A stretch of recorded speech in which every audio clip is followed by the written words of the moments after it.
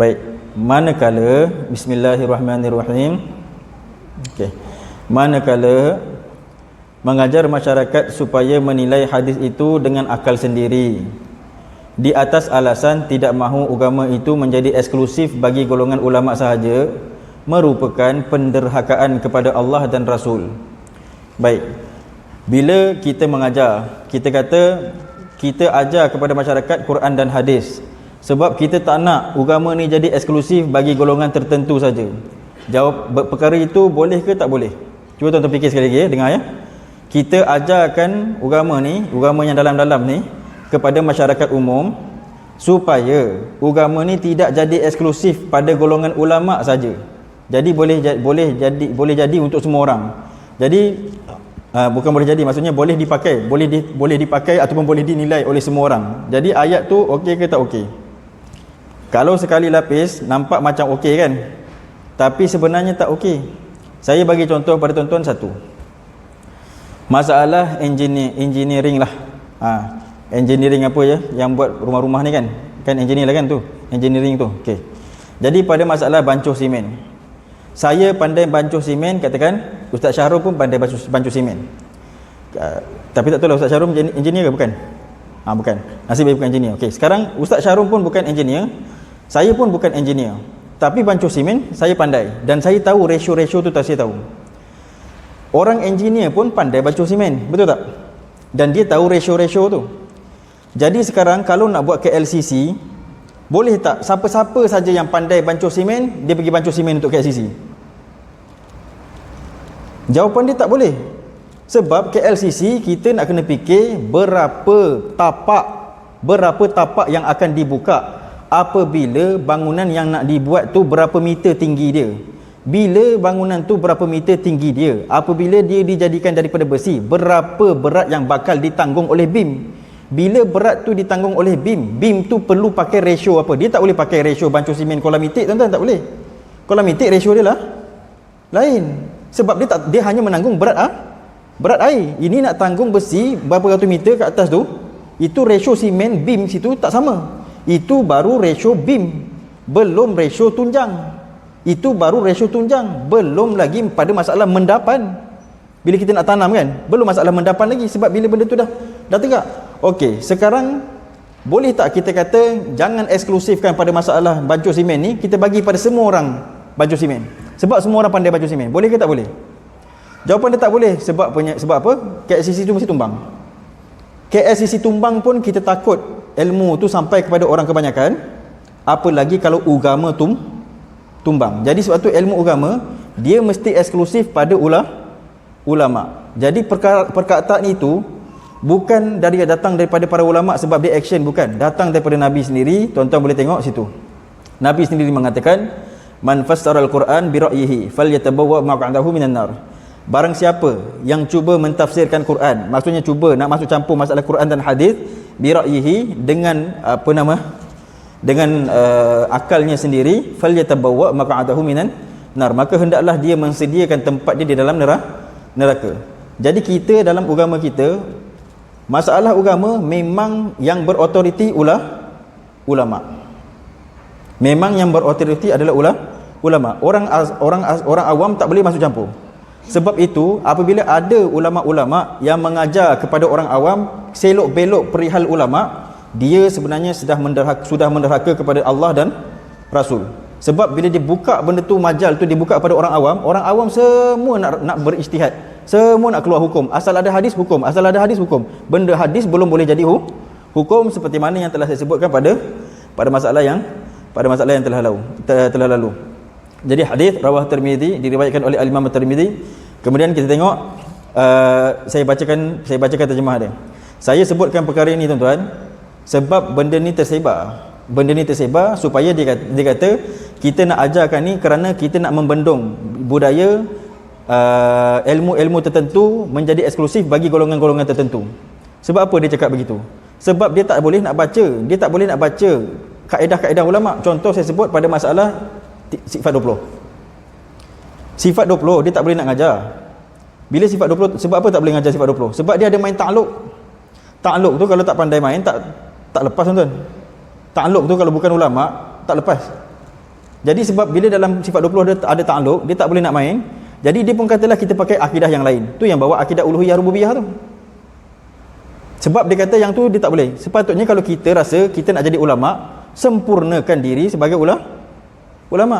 Saya tuan-tuan, saya ketika saya ngaji kecil-kecil, muda-muda dulu lah waktu, sekarang pun muda lagi. Cuma dulu sangat muda. Sekarang pun muda lagi. Sebab kalau kita cakap muda-muda, nanti Pak Cik dia cakap, muda pun dah rasa macam tu. Bukan begitu. Maksud saya ketika mula-mula ngaji dulu.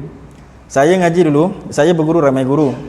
Ada setengah daripada guru saya, ada setengah daripadanya mengatakan, sianu-sianu tu serban besar, ilmu tak ada, dicaci-caci saya, ada. Tetapi saya berguru, kemudian saya berguru dengan Syekh Abdul Wahab. Dia itu ketika saya berguru dengan dia, umur dia 81 tahun, umur saya 19 tahun. Jadi ketika dia berjumpa saya secara peribadi, dia kata, Zul, dia kata Waang ni serban sebesar bakul, dia kata. Kalau ilmu tak ada, mana nak tahu muka Waang tu?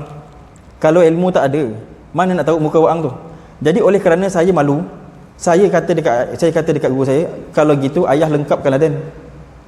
Dia orang Negeri Sembilan, saya cakap begitu. Saya pun orang Negeri Sembilan juga. Ayah saya orang Minang. Jadi saya cakap, kalau begitu ayah lengkapkan Laden, saya kata. Maksudnya kalau kita nak jadi ulama, kita lengkapkan diri kita. Jangan kalau kita nak jadi ulama, kita tak boleh baca kitab ulama, lepas tu kita pun nak kata ni tak boleh baca, ni Tok Sani eksklusif untuk golongan tertentu. Jangan begitu. Kalau kita nak jadi ulama, lengkapkan diri. Jangan kita ajar supaya orang kita kata tak nak eksklusif pada tertentu. Kalau kita nak eksklusifkan diri kita, itu cara dia. Kalau kita nak orang lain semua tahu ilmu tu, orang tu semua kena jadi ulama. Tapi boleh tak semua orang jadi ulama? Jawapan dia tak boleh. Dalilnya tuan-tuan boleh tengok pada kelas. Takkan ada satu kelas dapat nombor 1 semua orang, takkan. Walaupun cikgu mengajar benda yang sama. Jadi saya berhenti dekat tu dulu. Jadi maksudnya kita berhenti pada masalah bahaya akhlak kesesatan. Jadi tuan-tuan kena tahu bila bergerak masyarakat tu, ke mana dia bergerak. Dia nak menghasut kita, dia nak tune kita supaya menghilangkan kepercayaan kita kepada ulama. Itu tuan-tuan kena tolak. Kalau tuan-tuan tak tolak, lagi 20 tahun memang kita akan jadi liberal. Mula-mula kita akan buang ulama sebab kita kata ulama tidak maksum. Betul tak? Kita kata ulama tidak maksum. Kita kata kita boleh pakai Nabi je. Kemudian kita pun baca hadis. Bila baca hadis, kita pun terjumpa Nabi tertinggal sembahyang subuh. Kemudian kita kata, oh Nabi ini manusia, kita tak boleh pakai. Jadi kita pakai Quran aja. Lama-lama bila kita pakai Quran, bila kita jumpa cerita-cerita yang tak munasabah, contohnya cerita Sayyidatina Maryam. Sayyidatina Maryam melahirkan anak tanpa ada ayah, tanpa ada tarut ni semua. Lama-lama kita pun tak pakai Quran. Tuan-tuan jangan tak percaya benda yang saya cakap ni. Sebab benda yang saya cakap ni Nabi cakap, bukan saya cakap. Jadi benda ni, fahaman-fahaman ni adalah fahaman-fahaman yang beranak daripada satu hadis. Nabi kata, min dhi'ti hadha qaumun yaqra'una al-Quran la yujawizu hanajirahum. Nabi kata akan keluar satu kaum daripada orang ini. Nabi tunjuk pada orang itu. Nabi kata akan keluar satu kaum daripada orang ini, dia akan membaca Quran, tetapi Quran dia yang dibawa adalah Quran yang sesat kerana tiada masuk sampai ke dalam hati. La yujawizu hanajirahum. Dia baca Quran kat sini je, tak masuk dalam hati. Bila tak masuk dalam hati, dapat hidayah ke tak dapat? Tak dapat hidayah. Tapi dia berdalil dengan Quran, dia bawa ajaran sesat. Dan Nabi kata dia tu akan beranak pahaman dia tu, pahaman satu kaum, pakai dalil-dalil agama tapi pahaman sesat. Sampai akhir hadis tu Nabi cakap, la in adraktahum la aqtulannahum qatla'at. Jikalau aku sampai pada zaman itu, Nabi kata, kalau aku sampai pada zaman tu, zaman kita ni lah, pahaman-pahaman tu tersebar, la aqtulannahum qatla'at, aku akan bunuh sekalian kaum tu seperti bunuhnya kaum Ad. Nampak? Jadi Nabi sendiri menyesatkan kaum itu, dan Nabi sendiri suruh kita lawan. Maksud bunuh dekat situ, maksudnya kena lawan. Bila dia nak bawa pahaman sesat, kita kena keluar pahaman kita. Boleh faham tuan-tuan? Jadi suka saya nak sebut pada tuan-tuan, saya bukan bawa pahaman baru. Yang saya bawa adalah pahaman atuk nenek kita. Yang saya bawa ni tak ada pahaman baru. Cuma saya bawa mana dalil yang orang kata tak ada dalil, kita bawa supaya kita kuat. Dan tuan-tuan saya harapkan belajarlah sampai boleh mengajar. Maksudnya tuan-tuan boleh spread benda ni pada anak-anak tuan-tuan, baru generasi kita tak sesat. Kalau tidak, generasi kita dapat dengar daripada YouTube sana, YouTube sini, sesat. Jadi wallahu subhanahu wa ta'ala alam. Kita berhenti dekat ni, lagi akan datang kita masuk slide seterusnya. Bismillahirrahmanirrahim.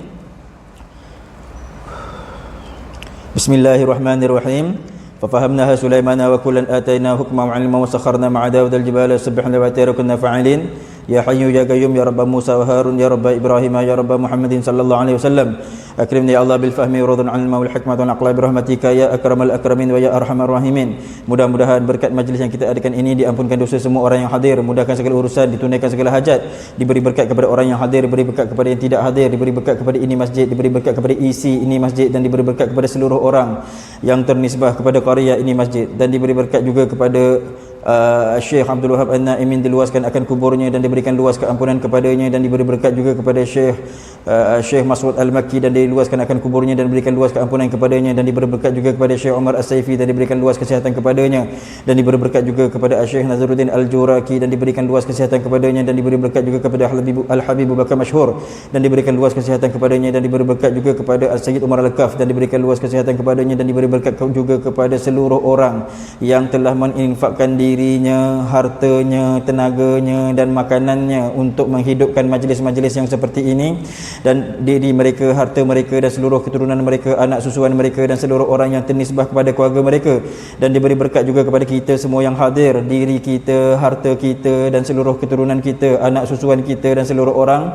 yang ternisbah kepada keluarga kita. Mana-mana yang sakit di antara kami sembuhkanlah, mana-mana yang susah senangkanlah, mana-mana yang sempit lapangkanlah, himpunkanlah kami dalam kasih sayang, matikanlah kami dalam husnul khatimah, bangkitkanlah kami bersama Nabi kami Muhammad sallallahu alaihi wasallam, dan mudah-mudahan kita semua dihimpunkan di dalam syurga, dan mudah-mudahan kita semua dihimpunkan di dalam syurga, dan mudah-mudahan kita semua dihimpunkan di dalam syurga.